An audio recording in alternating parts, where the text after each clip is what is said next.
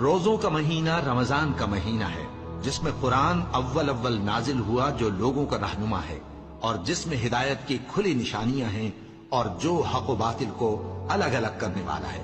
تو جو کوئی تم میں سے اس مہینے میں موجود ہو، چاہیے کہ پورے مہینے کے روزے رکھے، اور جو بیمار ہو یا سفر میں ہو تو دوسرے دنوں میں روزے رکھ کر ان کا شمار پورا کر لے۔ اللہ تمہارے حق میں آسانی چاہتا ہے اور سختی نہیں چاہتا، اور یہ آسانی کا حکم اس لیے دیا گیا ہے کہ تم روزوں کا شمار پورا کر لو، اور اس احسان کے بدلے کہ اللہ نے تم کو ہدایت بخشی ہے، تم اس کو بزرگی سے یاد کرو اور اس کا شکر کرو۔ اور اے پیغمبر، جب تم سے میرے بندے میرے بارے میں دریافت کریں تو انہیں معلوم ہو کہ میں تو تمہارے پاس ہی ہوں۔ جب کوئی پکارنے والا مجھے پکارتا ہے تو میں اس کی دعا قبول کرتا ہوں۔ تو ان کو چاہیے کہ میرے حکموں کو مانیں اور مجھ پر ایمان رکھیں تاکہ نیک رستہ پائیں۔